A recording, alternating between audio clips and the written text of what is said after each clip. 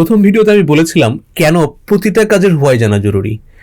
আমি কেন ভিডিও বানানো শুরু করলাম সেই হোয়াইটা আপনাদের সাথে শেয়ার করতে চাই। প্রথম কারণ, বই পড়ার প্রতি আমার ভালোবাসা।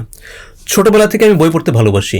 গল্প উপন্যাস দিয়ে আমার এই যাত্রা শুরু হয়েছিল, কিন্তু গত 5 বছরে সেলফ ডেভেলপমেন্ট এবং বিজনেস রিলেটেড অনেক বই পড়া হয়েছে, যা আমার চিন্তার ধরনকে বদলে দিয়েছে, ব্যবসার বিভিন্ন দিক বুঝতে সাহায্য করেছে, শিখিয়েছে কিভাবে সফল হতে হয় এবং শিখিয়েছে কিভাবে আমাদের জীবনকে আরও সুন্দর করতে পারি।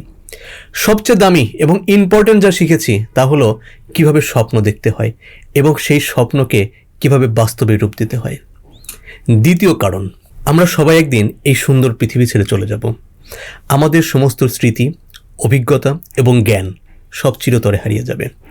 এজন্য আমি ঠিক করেছি আমার অর্জিত জ্ঞান, আমার অভিজ্ঞতা এবং মূল্যবান শিক্ষা আমি আপনাদের সবার সাথে শেয়ার করে যেতে চাই, এবং তা যদি কোনো মানুষের জীবনে এতটুকু কাজে আসে, সেটাই হবে আমার মৃত্যুর সার্থকতা।